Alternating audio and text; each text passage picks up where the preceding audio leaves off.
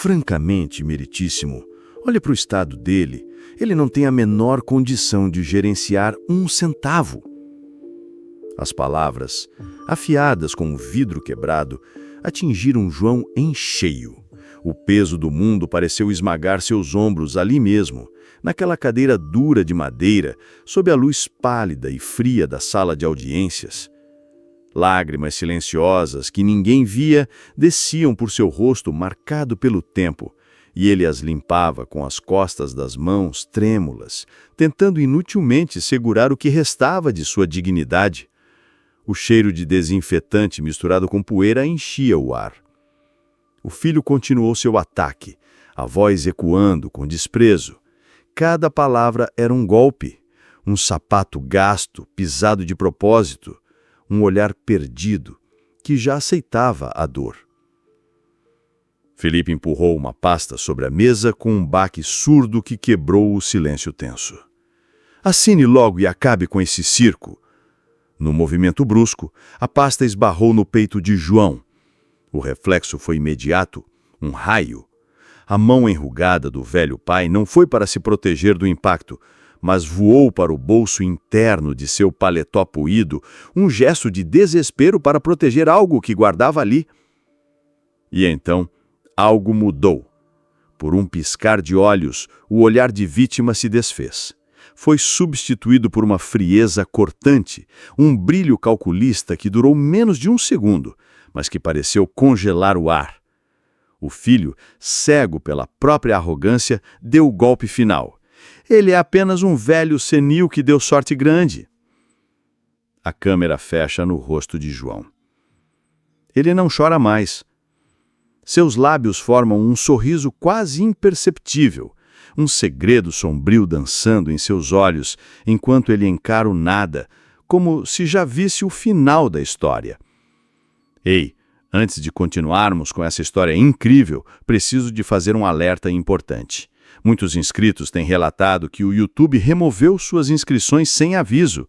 Dá só uma conferida rápida no botão vermelho aí embaixo para garantir que você ainda está inscrito no canal. Não quero que você perca nenhum conteúdo exclusivo que vem aí por aí. E já que você está aí, deixa aquele like poderoso que me ajuda muito com o algoritmo. Ah, e me conta nos comentários, de qual cidade você está assistindo? Adoro conhecer cada pessoa incrível que faz parte dessa comunidade. Sua participação faz toda a diferença. Vamos interagir! Aquele sorriso mínimo nos lábios de João era uma ofensa, uma provocação silenciosa que fez o sangue de Felipe ferver, a humilhação virando raiva. Do que você está rindo, seu velho inútil? O juiz bateu o martelo. 1, 2 vezes. Silêncio! Senhor João, tem algo a dizer em sua defesa? Todo o peso da sala se voltou para o velho. O ar ficou denso. Esperavam mais lágrimas, uma súplica, a rendição final. Mas João fez o que ninguém esperava. Ele ignorou o juiz, ignorou o próprio filho. Seus olhos, agora livres de qualquer névoa de dor, varreram a sala e cravaram no fundo, onde seu neto, Davi, assistia a tudo. A voz de João saiu baixa, um sussurro que todos se inclinaram para ouvir. Davi, meu neto. A carta, aquela carta antiga da sua avó que você disse ter encontrado para mim, era mentira, não era? Davi ficou branco, branco como a parede da sala. Seus olhos, antes cheios de uma falsa pena pelo avô, agora eram 2 janelas para o mais puro pavor. Ele olhou para o próprio pai, um olhar desesperado, uma confissão sem palavras que durou uma eternidade. Então, a bomba. João finalmente tirou o papel do bolso. Não era uma carta antiga e amarelada pelo tempo, era uma folha de caderno, dobrada, recente. A caligrafia era de Davi.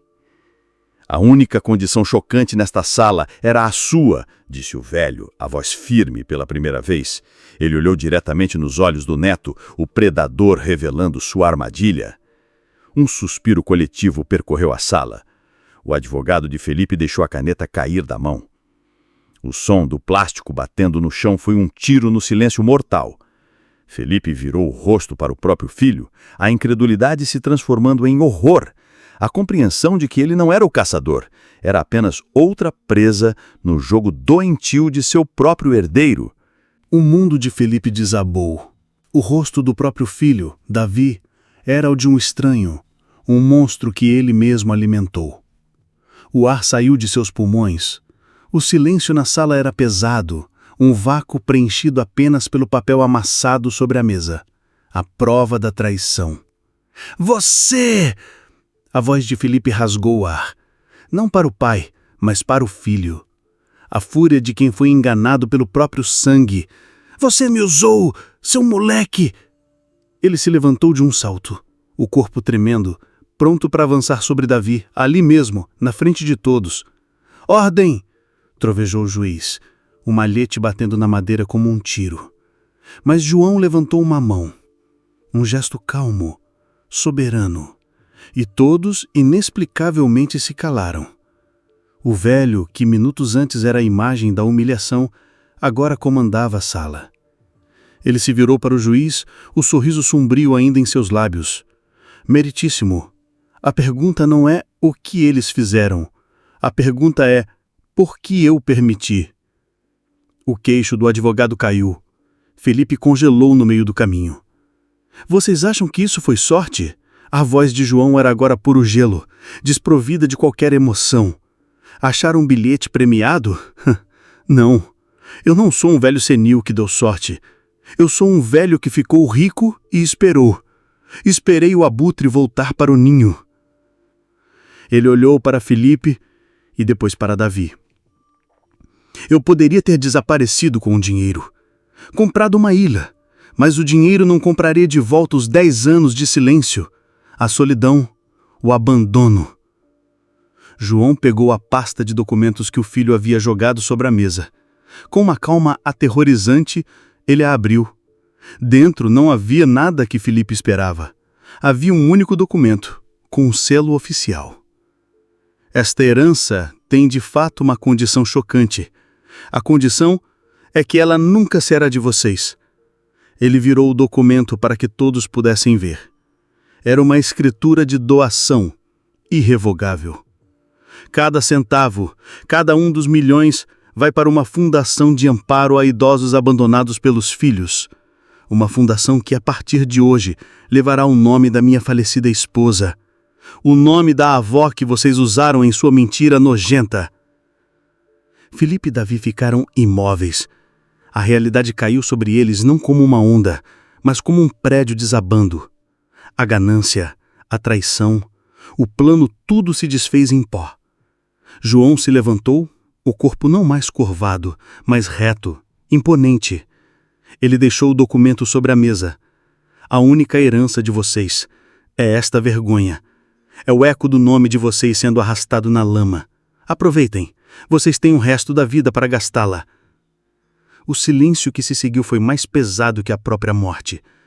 Felipe e Davi, pai e filho, ali parados como estátuas de sal, assistindo ao futuro deles virar cinzas, a vergonha, a única herança.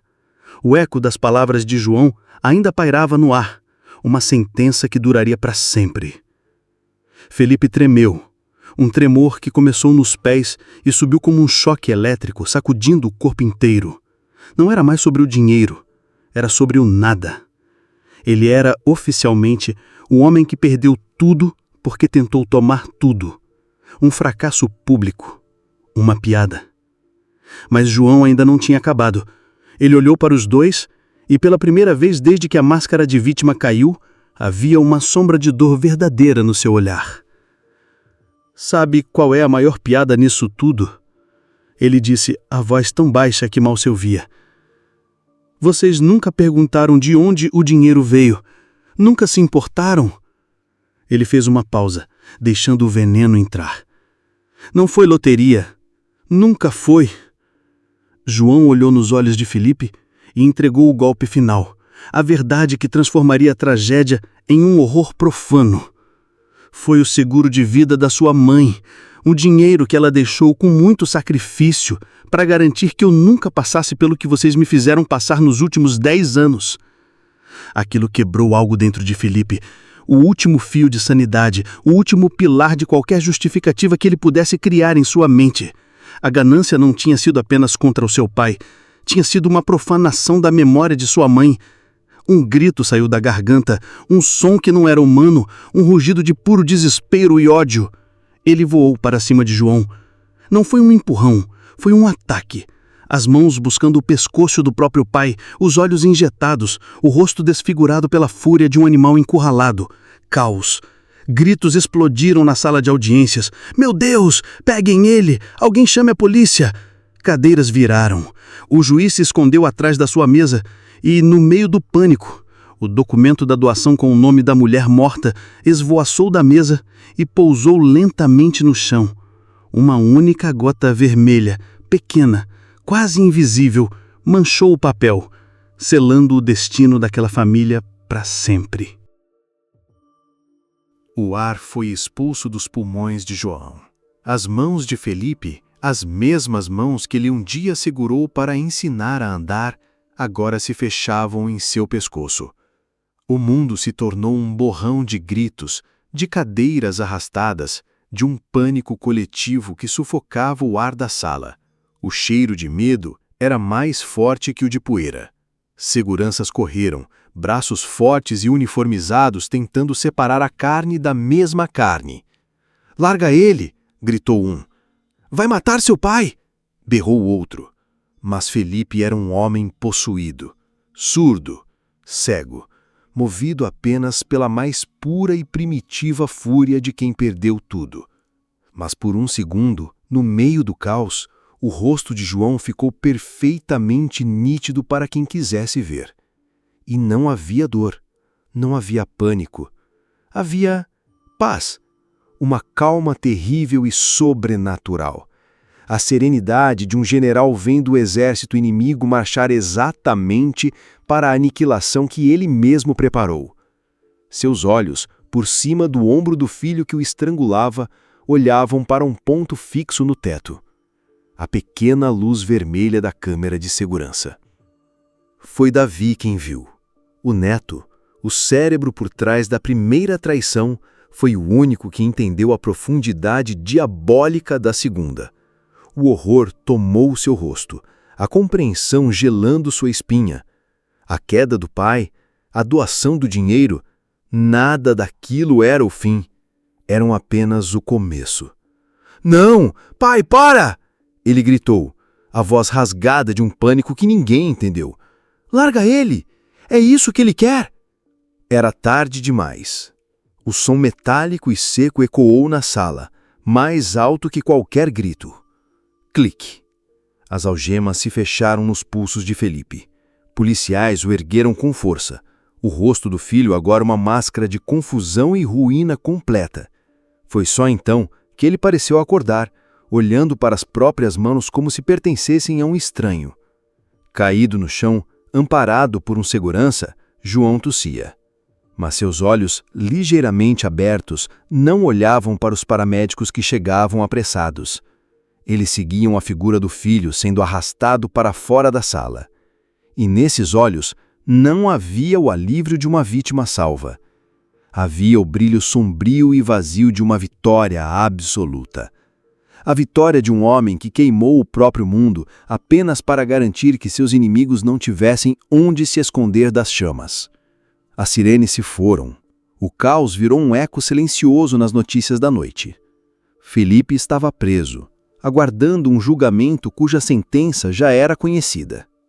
Davi, uma sombra que se desfez, desaparecido, consumido pela vergonha. E João estava livre. Um mês depois, o portão do Lar Recomeço se abriu. O nome de sua esposa, em letras douradas e novas, brilhava sobre o sol. Um monumento de milhões de reais, construído sobre as ruínas de sua família. Ele andou pelos corredores limpos, o cheio de lavanda tentando disfarçar o de solidão.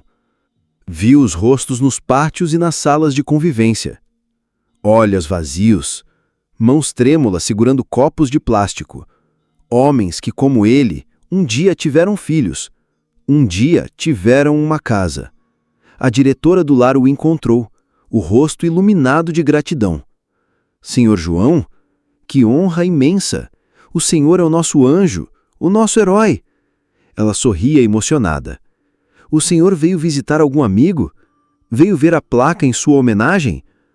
João olhou para o rosto gentil da mulher e depois para os homens anônimos no pátio. Eram dezenas deles, mas para João era como olhar para um espelho. Pela primeira vez em meses, seu rosto não mostrava nem dor, nem ódio, nem vitória. Apenas um cansaço infinito. O vazio de quem chega ao fim da estrada e descobre que não há nada ali. Não, ele disse, a voz um fiapo, frágil como vidro. Não, eu não vim visitar. Eu vim para ficar. A porta do quarto número 37 se fechou com um clique suave. Era um quarto simples, limpo, silencioso. Igual a todos os outros. João sentou na beirada da cama estreita, o colchão afundando com seu peso. Em suas mãos, a única coisa que trouxera consigo. Uma foto antiga e gasta de sua esposa. Ele olhou para as paredes brancas, para a janela que dava para o pátio onde outros homens esquecidos tomavam sol.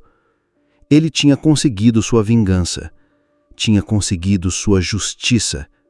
E agora, finalmente, ele tinha o que sempre temeu. Aquilo que sua esposa tentou protegê-lo com a própria morte. O silêncio absoluto. Comprado e pago por ele mesmo. Sua recompensa final. Sua prisão perfeita. O eco do martelo do juiz se foi. As câmeras se desligaram. A poeira daquela guerra familiar finalmente baixou. E o que sobrou foi o silêncio. Um silêncio pesado que esmagou cada um deles de um jeito diferente. Felipe? Você pergunta sobre Felipe? Ele nunca mais viu a luz do dia como um homem livre. A cela era cinza, fria. E o único som era o da própria respiração e os dos fantasmas que ele mesmo criou. 10 anos foi a sentença. 10 anos para olhar no pequeno espelho quebrado e não ver o próprio rosto, mas o do pai no chão, o do filho em pânico, e o pior de todos, o da mãe, cujo amor ele transformou em arma e depois em vergonha. A herança dele foi o tempo. Um tempo infinito para apodrecer com o próprio arrependimento. E Davi? O neto? O cérebro? Ele não foi preso. A punição dele foi pior. Foi a rua. Foi o mundo. Ele se tornou um sussurro. Um rosto que as pessoas reconheciam com nojo. É ele, o neto que vendeu o pai e o avô. Ele fugiu para outra cidade. Mas a história o perseguiu. Cada vez que via um velho sentado num banco de praça, seu coração gelava. Ele via o avô em todos os lugares. A juventude dele se tornou uma prisão, sem muros. E João? Ah, João, o grande vitorioso, o mestre da vingança. Ele estava lá, no quarto 37 do Lar Recomeço. O melhor quarto, com a melhor vista, no prédio que levava o nome de sua amada esposa. Um monumento de milhões erguidos sobre a alma de sua família. Todos os dias uma enfermeira sorridente trazia sua comida. Bom dia, seu João, o dia está lindo hoje. Ele não respondia. Seus olhos, antes cheios de um fogo frio, agora eram 2 brasas apagadas. Fixos, sempre fixos na mesma coisa. A pequena foto de sua esposa na mesinha de cabeceira. Ele tinha a justiça que queria. Tinha a paz que o dinheiro podia comprar. Mas o silêncio em seu quarto era 1000 vezes mais pesado que o silêncio dos 10 anos de abandono. Porque aquele, ele mesmo tinha construído. A enfermeira suspirou, recolheu a bandeja intocada e saiu, fechando a porta com um clique suave. João ficou sozinho, com sua vitória, com sua justiça, com seu silêncio. Lentamente sua mão enrugada e trêmula se ergueu. Não para comer, não para beber, mas para tocar o vidro frio que o separava do rosto sorridente na fotografia. O último vestígio de um mundo que ele mesmo incendiou. Essa história chegou ao fim, mas a nossa comunidade é para sempre. E agora, eu tenho uma missão para você. Se esta jornada te tocou, se te deixou revoltado, se te fez sentir algo, este é o momento de agir. Primeiro, inscreva-se. Se você ainda não faz parte, você precisa se inscrever agora. As próximas histórias serão ainda mais intensas e exclusivas para quem está do nosso lado. Segundo, esmague o like. Não é só um clique, é o combustível que alimenta o algoritmo e mostra ao YouTube que histórias como essa importam. Faça isso agora. Terceiro, inunde os comentários. Qual foi a sua reação a este final? O que você sentiu? Quero ler tudo. Sua opinião é a alma deste canal. Quarto, dispare este vídeo.